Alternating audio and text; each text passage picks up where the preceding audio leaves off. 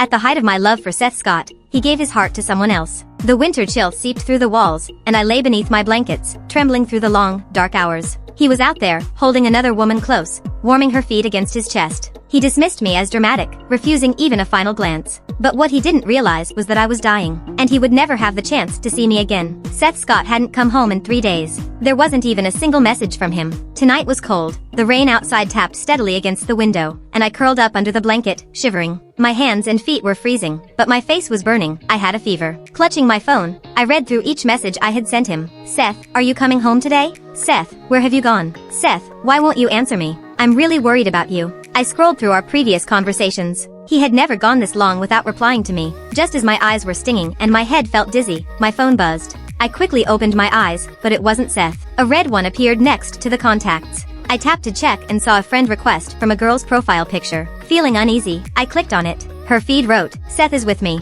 My mind went blank, panic surged through my chest. I didn't want to add a stranger, and I wanted to trust Seth, but before I knew it, I clicked accept. The moment I accepted, intending to ask who she was, her response came instantly. She sent a photo. I opened it. There he was, Seth Scott, who had been missing for 3 days, lying peacefully with his eyes closed, shirtless on what was unmistakably a girl's bed. I stared at the picture in disbelief, zooming in on every detail, searching desperately for something, anything, to prove it wasn't him. But I found nothing. It was him. Frantically, I started messaging her, demanding to know who she was and why Seth was with her. But my messages were like stones thrown into the sea. No response, only silence. That night, I sat on my bed, staring into space until dawn. When the first light of morning crept in, I finally drifted off. My head throbbed, my lips were dry and cracked, and I slept fitfully. I dreamt a nightmare where I saw Seth holding a woman in his arms. She leaned into him, looking playful and sweet, while he gazed down at her with a smile filled with warmth. His eyes were so tender. I stood before them, wild with desperation, trying to pull them apart, but Seth shoved me away without a hint of pity.